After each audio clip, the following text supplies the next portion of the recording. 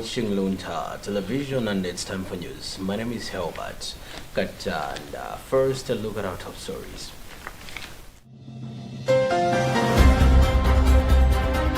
Catholic Church leader Pope Francis launches new youth catechism of the Catholic Church. Defense grills Buluma in fuel deal case. Experts against removal of sexual reproductive topics in lower primary schools education. And in news from elsewhere, Liberia's president experiences heat exhaustion during inauguration.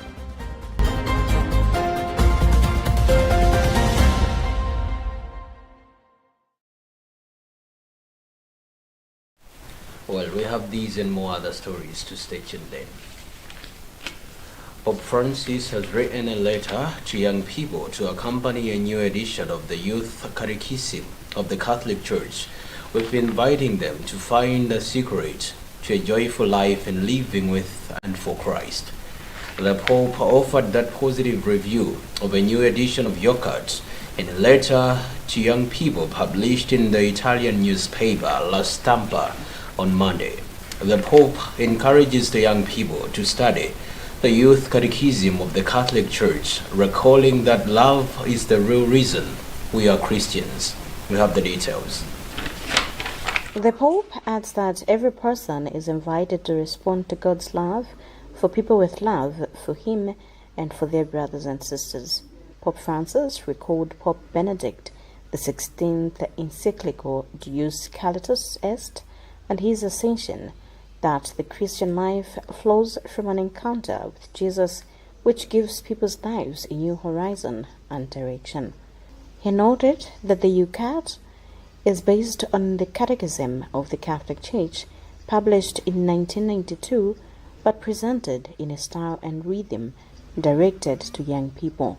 Pope Francis invited young leaders to love this book because it is the fruit of love. By combining the study of the Eucharist with frequent prayer, young people can learn to look at the world and daily events with the eyes of Jesus. Pope Francis concluded by saying that Christ offers us the true password to happiness.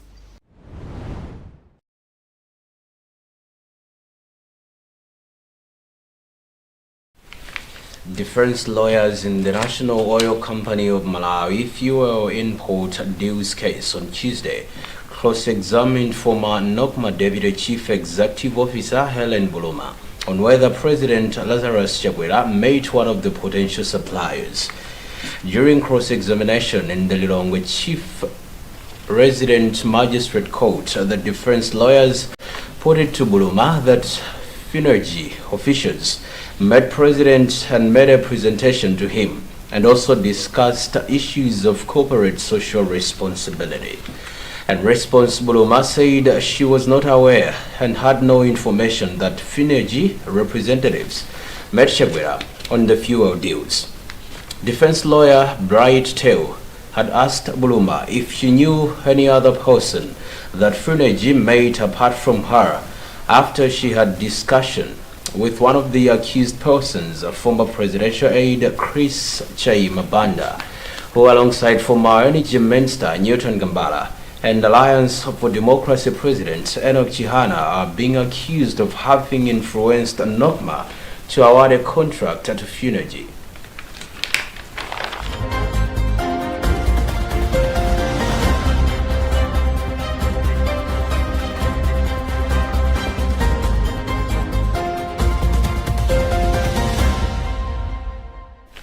The Malawi Communications Regulatory Authority Director General Daud Suleiman says the FM frequency band reforming exercise that the regulator recently completed has contributed to the creation of FM frequency spaces that can be allotted to new applicants. He made the remarks earlier today in Lilongwe during a press briefing on the status of the process, which has resulted in the launch of nationwide broadcast by a few national radio stations on one or two frequencies. Bridget Monoka reports. The Frequency Optimization Initiative has efficiently utilized the communication frequencies, bringing much-needed order to the sector. Undertaken to alleviate congestion, MACRA Director General Dawood Suleiman expressed satisfaction, stating that after the successful completion of the exercise, the regulator has identified an abundance of available frequencies for distribution to new and prospective radio stations for an extended period. We have now successfully switched over to the new FM broadcasting network. All radio stations are now broadcasting on their new frequencies across the country, and this is a big milestone for the broadcasting sector. It will help us to have a scalable network, and most importantly is that we have now created a space where we can now license additional 150 new radio stations. That means growth of the sector, and most importantly, job creation, and giving Malawians more choice on where they can access news and entertainment in the form of radio services in the country. Recent months saw MACRA educating radio stations, the public and stakeholders on the changes, emphasizing the benefits such as maximizing space and reducing interference. The reaffirming project categorizes licenses into national, regional, and community levels, assigning 2 frequencies to national broadcasters nationwide. Regional stations are now limited to specific jurisdiction to avoid spillover into other districts. MACRA credits the success of the project to collaborative efforts among stakeholders. For Luntha News, this is Bridget Mwanoka.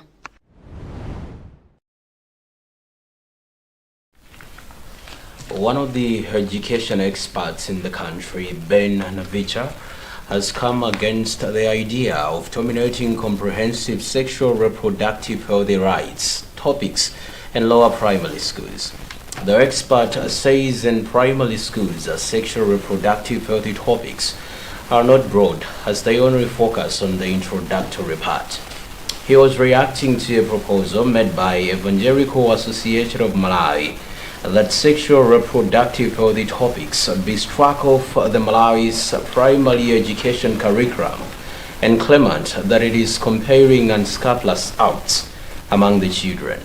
Angelina Masongola reports. The Ministry of Education is currently soliciting ideas from stakeholders as part of its initiative to review the country's education curriculum in both primary, secondary, and tertiary education. In an interview on Tuesday, Navicha said pupils need to be equipped with sexually reproductive health education while at primary schools to create awareness on the challenges that might ride if there is growing ignorance on the matter. He added that the current review exercise needs to consider prioritizing topics such as sports for talent development. Yeah, of course, I don't have to despise their decision, but we need to note that things change. Those who formulated the curriculum had actually examined it and thought with that our children today know everything, almost everything from their friends, and they know these things incorrectly. Commenting on the matter, health expert George Jobe said children between the ages of 12 to 15 are minors and are not allowed to do any sexual activities. He said the curriculum needs to protect them from such malpractices at any cost. There cannot be one straightforward answer to this question, because the issue of family planning methods being exposed to children has been a controversial one. Sexual reproductive health was introduced in Malawi's primary education as life skills in 2003. The curriculum was last reviewed in 2007. For Luntha Television, this is Angelina Masongola. Lester Maganga, a suspect in the murder case of Alan Witika, will remain in custody at Maola Prison, waiting for the commencement of trial on the 13th of February 2024. High Court Judge Nzondi Mvura made the ruling on Tuesday when the suspect appeared before the court for plea taking. According to Mvura, the bail application will be dealt currently with the trial in order to speed up things. Fales Chizombe reports. Suspect Maganga has pleaded not guilty to 2 counts leveled against him in court. The first count is that of murder, which is contrary to Section 209 of the Penal Code, while the second one is that of being found in possession of ammunition without permission. State Prosecutor Bilani Masanjala, however, informed the court that the state has 15 witnesses. According to Masanjala, some witnesses will testify orally and the state will present photographic pictures, medical reports, bullets, electronic evidence, and video evidence. Bite Masanjala. The matter came today for plea and directions, which means that the state proffered its charges against the accused person. We have proffered 2 counts, one murder and the other one being found in possession of an ammunition without permit. So he pleaded not guilty. Thereafter, the court gave orders as to how this case will proceed. Maganga was arrested by the police after preliminary investigations revealed that he quarreled with the deceased after discovering that they were dating the same woman. Witika, a former employee of Coca-Cola Beverages Company, was found dead in the back seat of his motor vehicle in Area 15 Lilongwe on Wednesday 20 September 2023. Fales Chizombe, Luntha News, Lilongwe. You're still watching news coming to you live from Bishop Navy Media Center in Area 2, Lilongwe. Now let's have a look at our top stories once more before we proceed.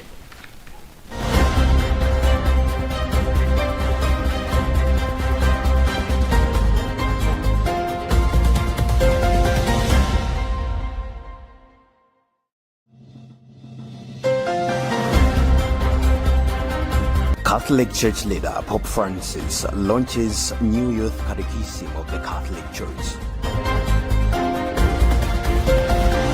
Defense grills Buluma in fuel deal case. Experts against removal of sexual reproductive topics in lower primary schools education. And in news from elsewhere, Liberia's president experiences heat exhaustion during inauguration.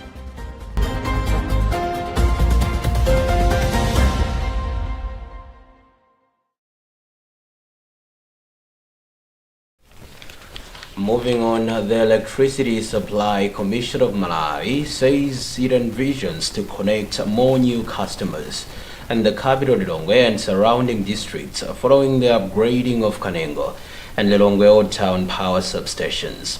ESCOM says after the whole project is completed, the 2 substations will allow connections of over 70,000 new customers, thereby contributing immensely to the economic development of the country. The partial handover ceremony was held on Monday in Lilongwe. Bernard Mwanza reports. ESCOM Chief Executive Officer Kankwamba Kumwenda said the substations will help the power utility to respond to power connection applications in the project's impact areas of Lilongwe, Salima, Kasungu and Mchinji districts. He said with increased capacity, ESCOM now needs to mount supporting infrastructure in the new residential areas such as poles, lines and transformers. ESCOM has been rehabilitating its Kanengo and Old Town substations with the help of Japani International Cooperation Agency, JICA. JICA country representative in Malawi, Kazuhiro Tambara, said they are satisfied with how the upgrading works have been implemented. Engineer Afonso Chikuni, Principal Secretary in the Ministry of Energy, says currently the project is at 95% and that all works will be completed by May this year. The Kanengo substation will be upgraded from 85 megawatts to 160 megawatts, while the Lilongwe Old Town substation will be upgraded from 37 to 50 megawatts. According to Chikuni, power distribution will improve further as there are other projects at national level aimed at the same. The ministry is optimistic that 120 megawatts will be contracted from Mozambique when the Malawi-Mozambique Power Partnership project gets completed. The upgrading works started on July 15, 2022, after signing a grant agreement on October 15, 2021. This is Bernard Manza for Luntha News.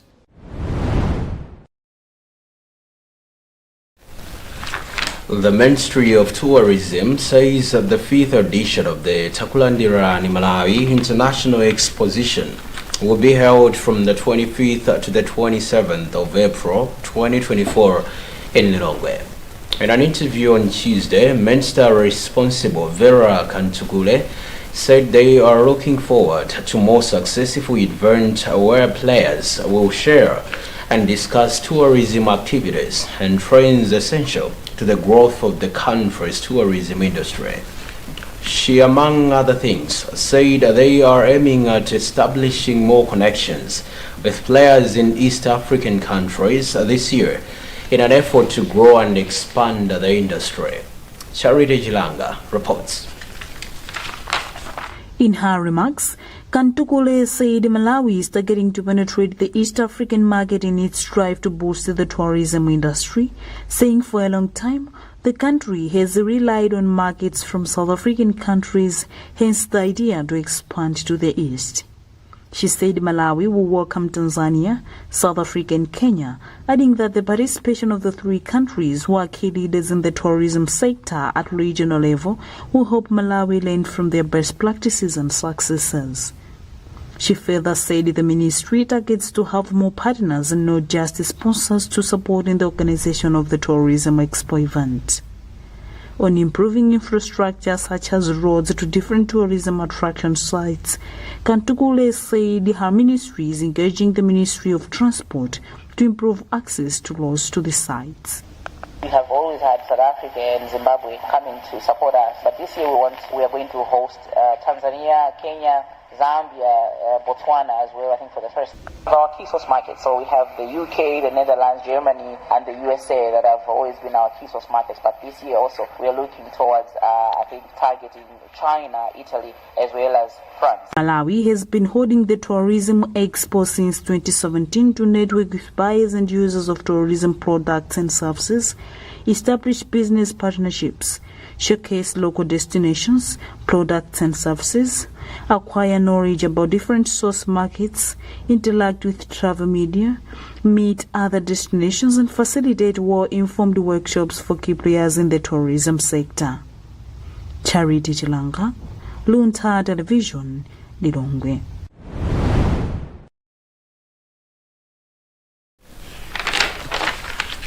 A woman young pastor, Sarah Mayuni, has taken upon herself teaching young women and girls to create a vision. She took the lessons to Lilongwe-based young people over the weekend, where she described visions as broad and things that need to be quantified. Robert Edward reports.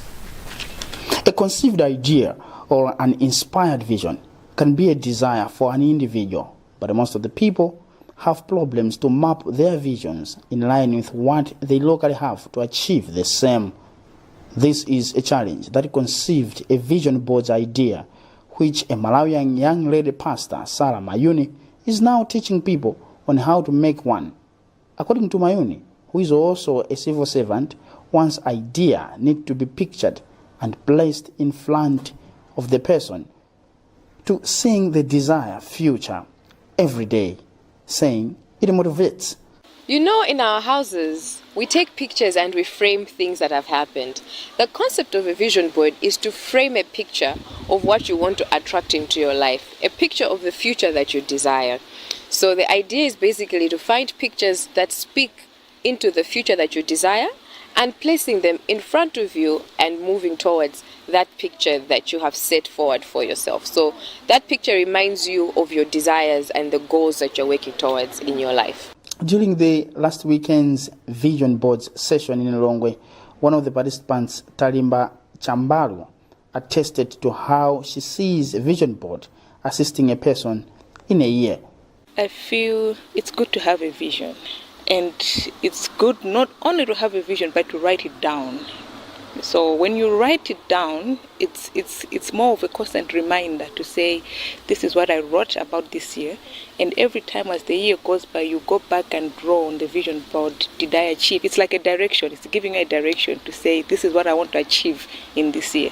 So it keeps you focused, and it puts you online so that by the year ends, you can go back and draw and tick the things that you have achieved. The country's visions and blueprints are also often written down to assist implementers within the lifespan of such blueprints.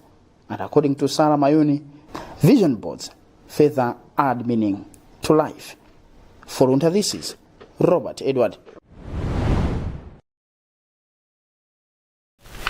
And now in news from elsewhere, Liberia's President Joseph Boakai failed to finish off his speech during his inauguration ceremony at Monrovia. The newly elected president had been speaking for around 30 minutes at his inauguration when he started feeling unwell. The leader has since been declared perfectly fine by his doctors, according to information sourced from his office. We have the details. The 79-year-old failed to reach the end of his inauguration speech and had to be helped away from the podium during his swearing-in ceremony on Monday. His office said he had suffered heat exhaustion but had now resumed his normal activities. Concern about Mr. Boakai's health was a major issue during last year's election campaign. He narrowly defeated the outgoing president, 57-year-old football star George Weah, in a runoff election in November. Liberia moves from youngest elected leader to oldest, Joseph Boakai. Mr. Boakai had been speaking for around 30 minutes at his inauguration when it became clear that he was having difficulty continuing.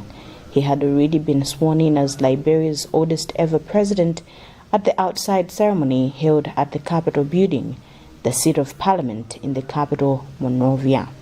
The temperature had reached more than 30 degrees Celsius in swelteringly humid conditions. Video footage from the ceremony had shown a man fanning papers near Mr. Boakai's face before he was taken away. Officials declared him perfectly fine. An official in Mr. Boakai's party told the AFP agency that the president was not taken to the hospital. Before he was forced to cut short his speech, the new president pledged to rescue all Liberians from the tough economic times, address corruption, and improve basic services. Mr. Boakai was vice president in Nobel Peace Prize winner Ellen Johnson Sirleaf's government until 2018 and contested the presidency under the banner of the United Party. And that story concludes our bulletin, but before we go, a reminder of our top stories.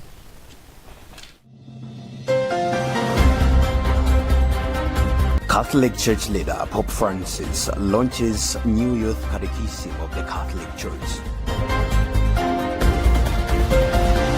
Defense grills Buluma in fuel deal case.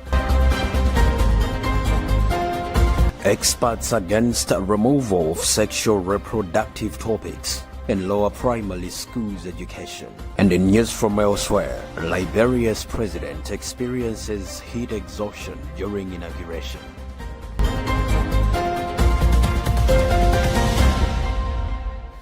My name is Helbert Kata, and thanks for watching, and it's goodbye for now.